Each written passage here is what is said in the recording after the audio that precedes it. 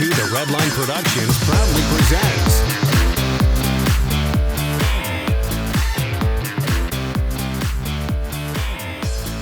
Hey there, YouTube.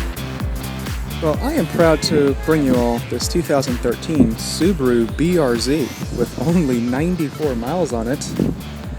This is the first time I've ever spotted one of these in person, and this is an all-new car.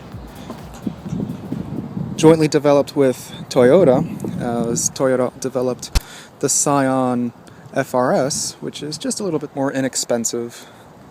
One of the rare things about this car is that it's not all-wheel drive, unlike other Subarus. This is rear-wheel drive with a naturally aspirated 2-liter boxer engine.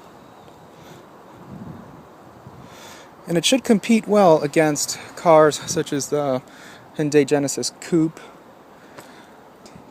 Not much else in that category. I guess the BMW 1 Series, but that's upmarket. I don't know if it's trying to compete against cars such as the Mustang or Camaro,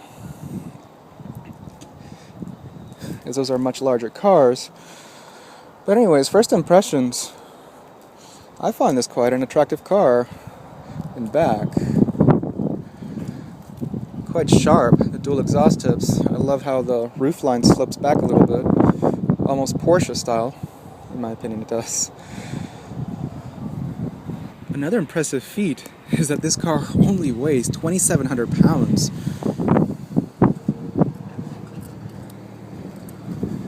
See, it rides on 215 45/17s rear disc brakes.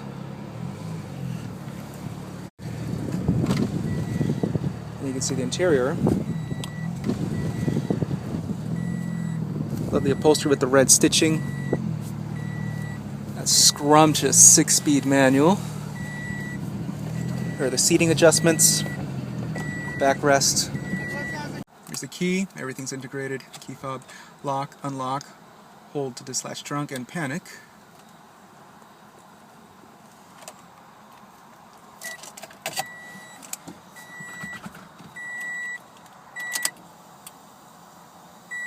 Solid gauge sweep.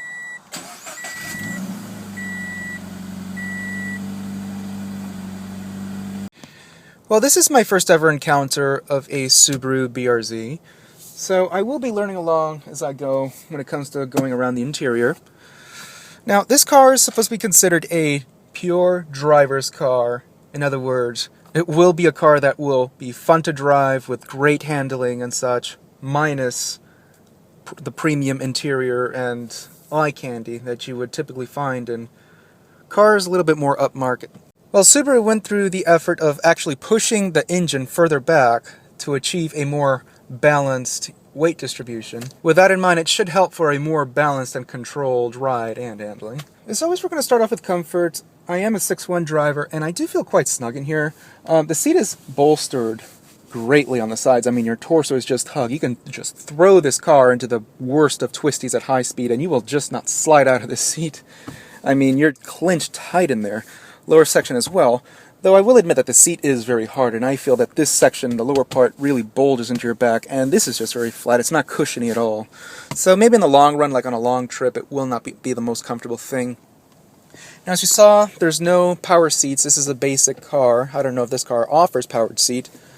And I do feel that even with the seat height adjusted to the max, thigh support is lacking somewhat.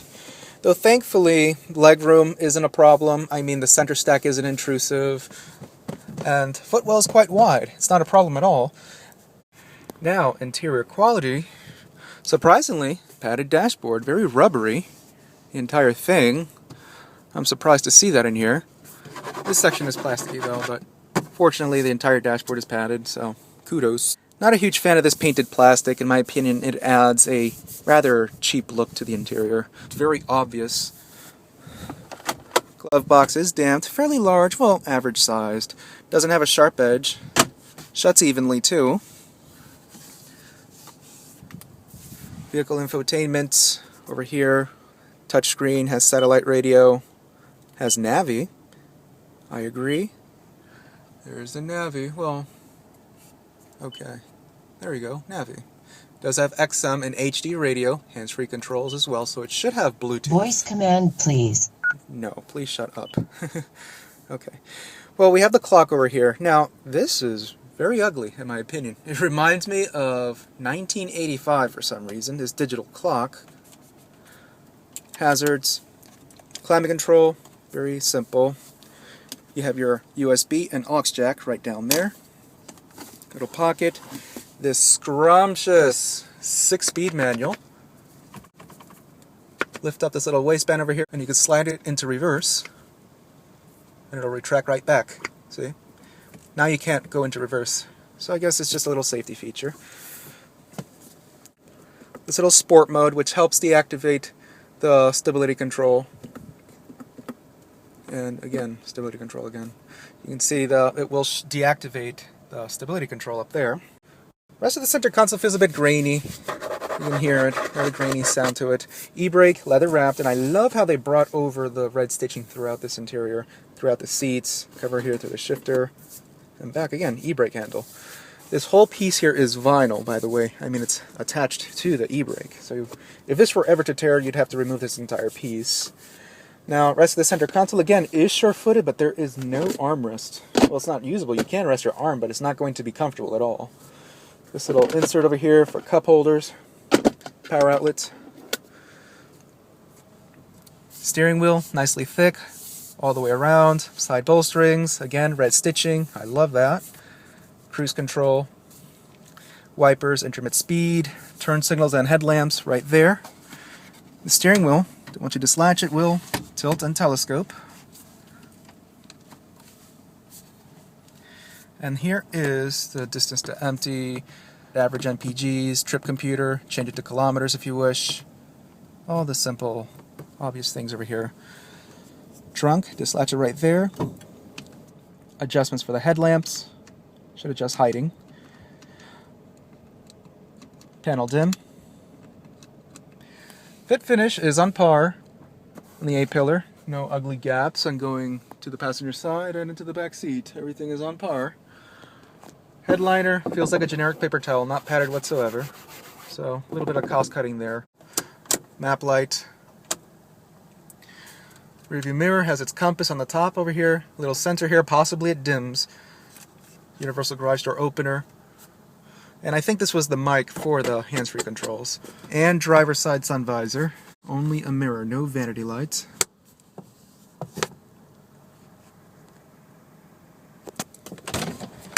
Door panel, nicely padded on this section. Again, the red stitching carries over. This section here, plasticky, supposed to imitate perforated leather, sadly. But at least the armrest, again, is padded nicely. Little door pocket serves as a water bottle holder. Has a sharp edge, and you can see the shavings of the plastic right there. Badly done. Both front windows, auto up and down, door locks, window lock, power mirrors, and this section over here, the grainy finish, but thankfully this is the section that you will never touch.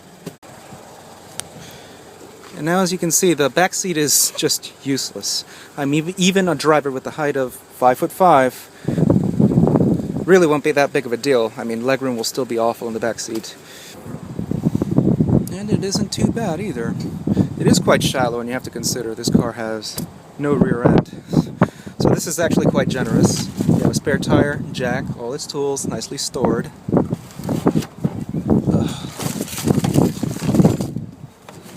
There you go. Backrest. Pull on these straps over here. There you go.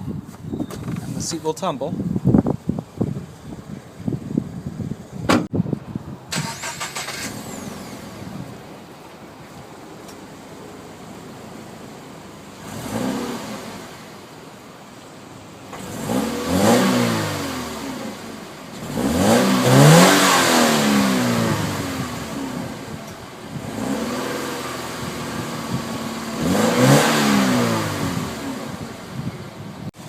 You can see the car does use HIDs by Xenon headlamps, and it does have LED running lamps as well.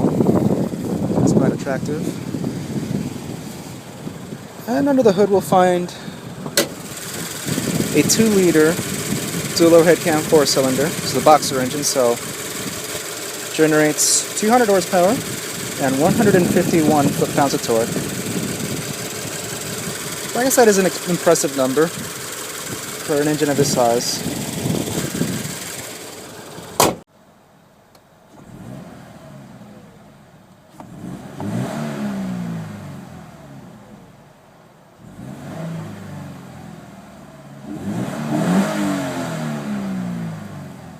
does sound sexy, no doubt. I love that Subaru sound, where it sounds like it's misfiring, but it's not.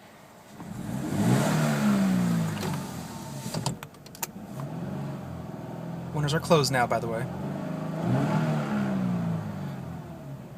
It is quite loud once you have the windows up. But I guess it will add a pleasant driving experience. I mean, just look. Redline isn't until 7,500 RPM. I guess I was somewhat impressed with this car. I mean, there aren't that many contenders when it comes to this segment. A small, two-door, rear-wheel drive coupe. The S2000, which was a convertible, that one's gone. MX-5, at least that one is still available. RX-8, that one's gone. I guess the car that best compares to this is the Genesis Coupe. I mean, that one's even larger, so I don't even know if it's fair to compare against that one either. But again, this will be a fun-to-drive little car. I really wish I could test drive out here at auction, but unfortunately that's something I can't do. One of the biggest downfalls, this really isn't the fastest car in its segment. In my opinion, I think a turbocharged engine would have made this car, like the one from the WRX STI. I mean, that would just make this car the biggest rocket. And hopefully that would come later. I mean, I just don't see why that won't happen. I mean, this is the first year, so I guess they're just playing safe for the moment. There's also the Scion FRS, but I would stick to the Subaru. I mean, in my opinion, the Scion brand just screams immature for some reason. I don't know. Just think of a car that belongs to a teenager or something that lowers the suspension and just ruins it by painting everything inside the interior. And if you're in the market for a car in this class, then give this car a look. And I guess it's reasonably priced. I believe the price was around $25,900, somewhere around there. The only thing is, for about $5,000 more, you're pretty much reaching BMW 1 Series category. So it makes you think twice. Should I go for this car, or should I just go for the sexy German? But anyways, YouTube, thanks for watching, and that concludes the tour to this 2013 Subaru BRZ.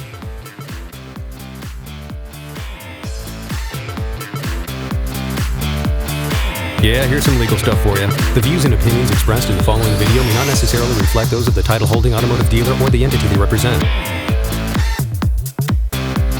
All videos are filmed with permission by a professional driver on a set course with the collaboration and assistance of local law enforcement authorities. Do not attempt. Logos and brandings of vehicle manufacturers, dealerships, and online social media sites are the sole property of their respective representation used with permission. The Redline logo, soundtrack, and web resources, as well as all other associated media, are copyrighted intellectual property of To The Redline LLC. All rights reserved.